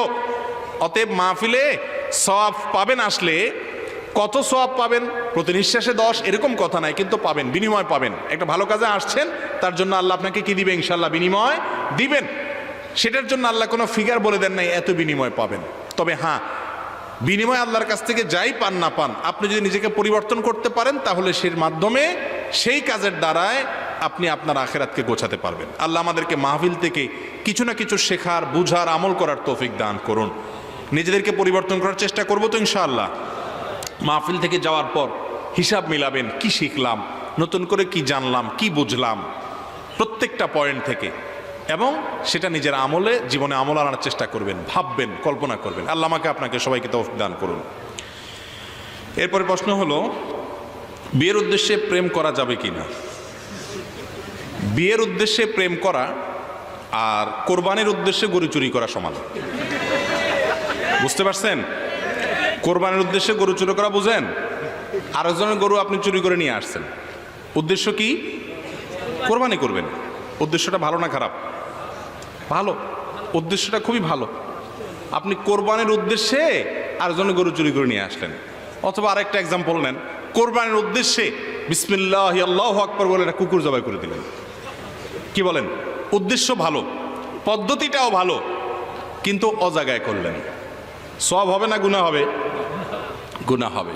ঠিক একইভাবে বিয়ের উদ্দেশ্যে প্রেম করলে সওয়াব হবে না, বরং গুনাহ হবে। হ্যাঁ, এটা ঠিক। এই বাটপাড়ির এই সময়ে, প্রতারণার এই সময়ে বেশিরভাগ তথাকথিত বিবাহ বহির্ভূত সম্পর্ককারী, হারামে লিপ্ত পাপিষ্টরা, জেনাকারেরা মেয়েদের সাথে প্রতারণা করে, মেয়েরাও অনেক সময় ছেলেদের সাথে প্রতারণা করে, বিয়ের লোভ টোপ দেয়, এগুলো সব মিছা কথা। ওর ধান্দা হলো বাটপাড়ি, অবৈধ সম্পর্ক করে তার সুবিধা হাসিল করা হলো ধান্দা। বেশিরভাগই এই বেঈমানি বাটপাড়ি হয় এই জগতে, ঠিক না বেঠিক? কারণ জগৎটা তো হারাম, অতএব ওই হারামে আরাম নাই তো, 2 নম্বরই ছাড়া কিচ্ছু নেই। সেখানে কেউ যদি পাক্কা নিয়ত করে, না আমি 2 নম্বরই করে ছেড়ে যাব না, তার বিয়েই করব, এবং সত্যি সত্যি সে বিয়েই করলো, তাহলে এ হলো বাটপারদের মধ্যে ছোট বাটপার, খারাপ মানুষদের মধ্যে তুলনামূলক কম খারাপ। এটাও খারাপ, কারণ সে বিবাহ বহির্ভূত সম্পর্ক করেছে। এটাকে হালাল না হারাম? আপনি কোনো মেয়েকে বিয়ে করবেন, আপনি জানেন মেয়েটা ভালো, সব দিক থেকে ভালো, আপনি বিয়ের জন্য নিজেকে উপযুক্ত করবেন, পয়সা করে কামাবেন, মোহরের টাকা জোগাবেন, এরপরে বাপকে পাঠায় বড় ভাইকে পাঠায় প্রস্তাব দেওয়া হবেন। এটা হলো বিয়ে করার নিয়ম। যদি কোনো কারণে মনে হয় না বাপ ভাই রাজি না, এখন বেটে বলে হচ্ছে না, তো বাদ দেন। এর চাইতে কত ভালো মেয়ে দুনিয়াতে আসবে। যৌবনের সময়টা ভাইয়েরা আমার এমন একটা সময়, ইবলিস এই সময়টাতে আপনাদের যুবক ভাইদের মাথা সবচেয়ে বেশি নষ্ট করে। বলে কি যে এইটা যদি হাতছাড়া হয়ে যায় তোর জীবন শেষ বেটা, তুই কপাল পোড়া বেটা, এটা হাতছাড়া হলে কিচ্ছু না। আল্লাহর কসম, শয়তান মিথ্যুক। আপনাকে শয়তান মিথ্যা কথা বলছে, আপনাকে ধ্বংস করার জন্য, আপনাকে জেনার পথে নেওয়ার জন্য, বেঈমান করার জন্য, আপনার চরিত্রকে নষ্ট করার জন্য, কালিমা যুক্ত করার জন্য, হারাম রিলেশনে জড়ানোর জন্য শয়তান আপনাকে বলে এইটাকে না পাইলে তোর জীবন পুরাই মিশা হয়ে যাবে। কিচ্ছু মিশা হবে না, এর চাইতে হাজার গুণ বহুত যোগ্য মেয়ে আসবে ইনশাআল্লাহ। ঠিক না বে ঠিক? এই কথাটা বুঝতে একটু সময় লাগবে। 2-4টা বাচ্চা কাচ্চার বাপ মা হয়ে গেলে এরপরে বুঝবেন আগে যা করছেন সব পাগলামি ছাগলামি ছাড়া আর কিচ্ছু না। এটা বোঝার জন্য সময় লাগবে। এই জন্য নিজের বুঝে না আসলেও আল্লাহর কথার উপরে কনফিডেন্ট রাখেন, বিশ্বাস রাখেন, ঈমান রাখেন। আল্লাহ বলেছেন হারামে আপনার জন্য আরাম নাই, আল্লাহ আপনার জন্য হারামে আরাম রাখেন নাই, অতএব সেটাকে না করেন। শয়তান আপনাকে মিথ্যা ওয়াদা করে, মিথ্যা ওয়াদা করে। যারা হারামখোর বা হারাম কাজ করে তাদেরকে শয়তান কিন্তু ফুসলায়। এই কাজটা করলে তোমার বিরাট লাভ হয়ে যাবে। একটা সময় সে বুঝতে পারে না, আমি আসলে লাভের চাইতে লস বেশি করছি। এই বিবাহ বহির্ভূত সম্পর্ক করে যত সম্পর্ক হয়, মনে হয় যে কপতি অবৈধ সম্পর্ককারী জেনাকাররা একজন আরেকজনকে পাইলে মনে হয় সুখের সাগরে ভাসবে। বিয়ে করতে দেরি নাই, এরপরেই তাদের ঝগড়া ঝাঁটি এবং সংসার ভাঙা শুরু হয়। ঠিক না বে ঠিক? বিবাহ বহির্ভূত প্রেম যেটা হয়, অবৈধ ভালোবাসা যেটা হয়, অলওয়েজ মেড ইন চায়না। এটা হলো সবসময় কি মেড ইন চায়না। আর বিবাহের পর যে ভালোবাসা হয় এটা made in Japan. Made in Japan না বলতে পারি made in Medina, made in মক্কাতুল মুকাররমা, মেড বাই কোরআন এবং সুন্নাহ। এটাতেও অশান্তি হয় না তা না হয়, কিন্তু তুলনামূলকভাবে ওইটার সাথে এটাকে যখন কম্পেয়ার করবেন দেখবেন যে এখানে অশান্তির পরিমাণ ওইটার তুলনায় হাজারো গুণ লাখো গুণ কম। ঠিক না বে ঠিক? যুবক ভাইয়ারা, আমি সব সময় সব জায়গায় এই প্রসঙ্গে কথা আসলেই বলি, ওই মুরব্বী চাচাদেরকে জিজ্ঞেস করেন চাচিদের সাথে সম্পর্ক কত গাঢ়, আপনারা কত মহব্বত ভালোবাসা আপনাদের উতরায়, কত প্রেম প্রীতি করেন, চিঠি দেন, মেসেজ লেখেন, ফেসবুকে, হোয়াটসঅ্যাপে, মোবাইলে, ফোনে, ইটিস পিটিস কত কিছু করেন, ভালোবাসা আপনাদের উতরায়, বলতে বলতে মুখ দিয়ে ফেনা তুলে ফেলেন, কিন্তু এরপরেও দেখা যায় বিয়ের 6 মাস যেতে না যেতে বিয়ে ভেঙে যায়। ওই যে মেড ইন চায়না, টিকে না। আর মুরব্বীদের যে ভালোবাসা ছিল, যায় দেখেন সারাদিন চাচি কাজ করছে, চাচা খেতে কাজ করছে, একটু দেখাও পায় নাই, একটু কথা বলার সুযোগও পায় নাই, কথা বললেও দোষ মনে করতে মুরব্বীরা, কোনো চান্সই পায় নাই, ওই রাত্রে শোয়ার সময়টা দেখা হয়েছে। কিন্তু 60 বছর 50 বছরের বৈবাহিক সম্পর্ক এখনো ওই বুড়িরে ছাড়া বুড়া, বুড়ারে ছাড়া বুড়ি, চাচারে ছাড়া চাচি, চাচিরে ছাড়া চাচা বাসে না। ঠিক না ভাই ঠিক? তাদের ভালোবাসা অরিজিন না আপনাদের এই যুবকদের, আজকালকার যুবকদের ভালোবাসা অরিজিন? তাদেরটা বেশি অরিজিনাল না, খাঁটি না? এখনো সব বেজাল আর 2 নম্বর। শয়তান মিথ্যুক, সে আপনাকে বলে না এই মেয়ের সাথে বিয়ে না করলে তোমার জীবন শেষ হয়ে যাবে। আপনি বলবেন ডাহা মিথ্যা কথা বলতেছস তুই, কিচ্ছু হবে না, ওর মতো কত মেয়ে আসবে যাবে। আমি নিজেকে গড়ি এবং সৎ পথে চলি। আমি সবসময় বলি সফট ড্রিঙ্কসের ঢাকনা যদি খুলে ফেলান, জাঁচটা চলে যায়, এরপরে কিন্তু আর ওটা খায়া স্বাদ নাই। ঠিক না বে ঠিক? যারা যৌবনকালকে নষ্ট করে ফেলেন এই সমস্ত অবৈধ ভালোবাসায়, হারাম সম্পর্কে, তারা যখন বিবাহ শাদী করেন ওইটা জাহাজের মতো আবেগটা শেষ হয়ে যায়, একবার ইউজ হয়ে গেছে, এরপর আর আবেগ আর কাজ করে না, পুঁজিতে টান পড়ে। আর যারা আটকায় রাখেন আমি হারামে যাব না, আমার জীবনে একজন জীবন সঙ্গিনী আসবে, অপেক্ষা করি তার জন্য, সমস্ত ভালোবাসা তাকে উজাড় করে দিব, অপেক্ষা করেন, ইনশাআল্লাহ ভালোবাসা দেখবেন যে মেড ইন জাপানের মতো।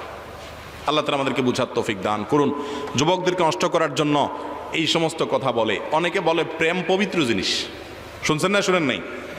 ইবলিসি করার জন্য কিছু হাদিস বানাইছে, কারণ জানে আপনি মুসলমানের সন্তান, আপনি কোরআন হাদিসের বাইরে চলতে আপনার বিবেকে বাঁধবে, আপনার মধ্যে দ্বিধা আসবে, এই জন্য শয়তানের দোসররা দ্বিধাহীন কাছে আসার গল্প আপনাকে শুনাইতে বলবে। যা হারামের পথে আপনি আসেন, দ্বিধা আছে, সংশয় আছে, ইসলামের কারণে আপনি মুসলমান, সেই জন্য এই দ্বিধা সংশয় দূর করে আপনি হারামে লিপ্ত হয়ে যান, আপনার মধ্যে লাজ লজ্জা চলে যাক, এটা তারা চায়। তারা আপনার শত্রু। এই জন্য তারা অনেক মিথ্যা হাদিস বানায়, বলে যে প্রেম পবিত্র জিনিস।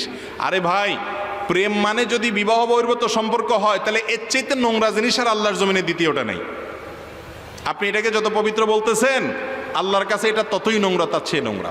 আল্লাহ তাআলা আমাদের যুবক ভাইদেরকে এই ভয়াবহ ফিতনা থেকে বেঁচে থাকার তৌফিক দান করুন।